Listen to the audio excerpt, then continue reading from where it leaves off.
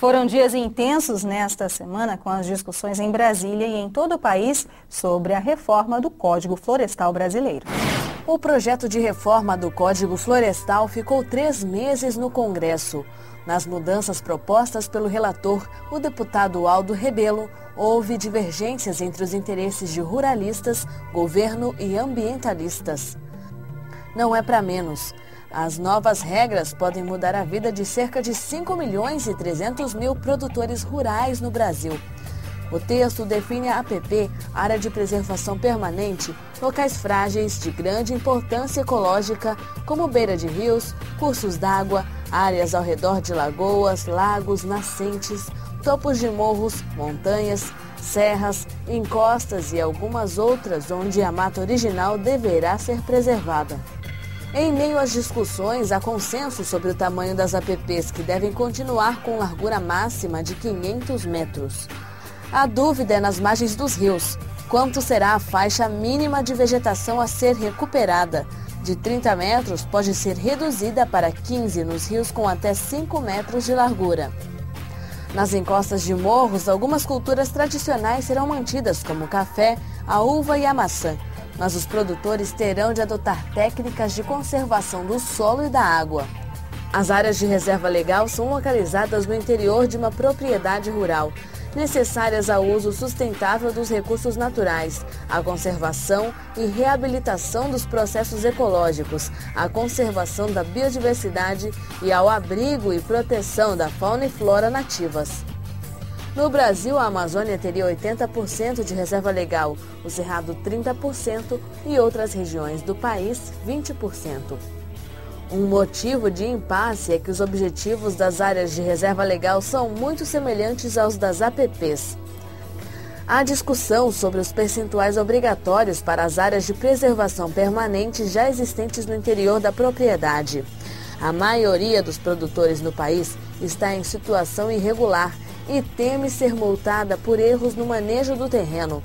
Segundo o decreto do ex-presidente Lula, a autuação começaria em 11 de junho. Pelo novo projeto, os produtores com terrenos de até 4 módulos ficariam isentos de ter reserva legal. E as multas aplicadas antes de 2008 seriam anistiadas com a adoção de programas de recuperação de áreas degradadas. As propriedades maiores teriam 20 anos para recuperar a vegetação. Professor Celso Grise, o cultivo de cana-de-açúcar é nocivo ao meio ambiente? Não, claro que não. É tipicamente um mito isto tudo. Na verdade, em primeiro lugar, nós temos a tecnologia e uma cultura entre os usineiros para uma produção que não afete o meio ambiente.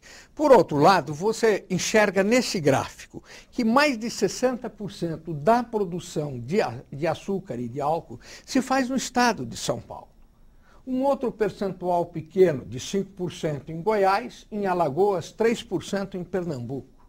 Ora, a distância entre os centros canavieiros e a floresta amazônica é de mais de 2.500 quilômetros. Portanto, associar a produção do álcool ou do açúcar ao desmatamento da Amazônia é um mito sem nenhum cabimento. É nesse sentido que eu quero perguntar a você, Eduardo, você que foi presidente do Banespa e que trabalhou com crédito agrícola durante muitos anos. Você também foi secretário da Agricultura de São Paulo. Você tem um grande conhecimento disso. Qual é o impacto que esta reforma no Código Florestal poderia trazer para a produção da cana-de-açúcar em São Paulo, mas no Brasil como um todo? O código, tal como está escrito e como está interpretado pelos tribunais, ele torna 5 milhões de agricultores criminosos. Os 5 milhões de agricultores que temos no Brasil são criminosos, por definição. Porque nenhum tem condições de cumprir o que esse código fala. Daí porque esse projeto de reforma é da maior importância para viabilizar. Não é só a plantação de cana e, portanto, a produção de álcool e açúcar que nós necessitamos tanto e que nós estamos vendo que tudo que a gente fizer é pouco pela necessidade que temos de produzir esses produtos. Mas é muito mais do que isso. É a produção agrícola de modo geral. Por quê? Porque a legislação foi feita de tal forma que é impossível ao agricultor cumpri-la, a não ser com um custo dramático. Esse custo impede o desenvolvimento da agricultura brasileira. Por que isto? Porque atribui-se à agricultura a culpa pelo desmatamento havido, mas o que as pessoas esquecem é que eu sou agricultor hoje, eu não sou o responsável pela derrubada da mata que foi feita ontem. Foi feita ontem a derrubada da mata quando você expandiu o café pela região do Vale do Paraíba ou pelas regiões da Mogiana, ou foi embora lá para o norte do Paraná.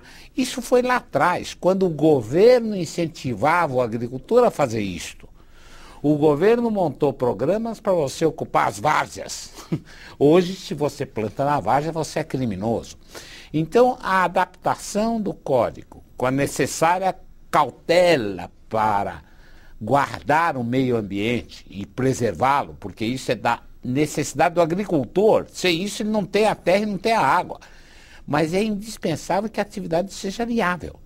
Ora, se você reprograma o Código Florestal de tal forma a fazê-lo o agricultor hoje ser responsável, sim, pelos 20% de reserva florestal, incluindo aí as áreas de preservação permanente, que são também obrigação do agricultor, isso você ajeita a coisa e permite que a atividade agrícola não sofra o impacto que vai sofrer se isso não acontecer. Essa recuperação do histórico é muito interessante.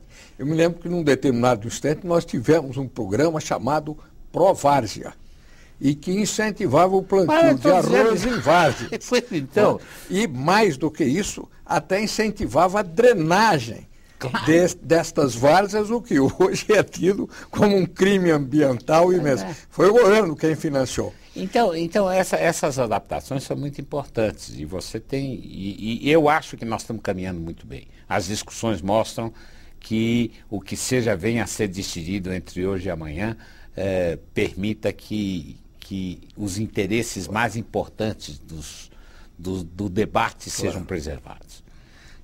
É muito interessante e ele conta, me parece, com a simpatia do próprio agricultor, que vê na natureza uma forma de contemplativa até, de permanecer na sua fazenda de maneira feliz. Veja bem, Celso, nós temos os xiitas de ambos os lados.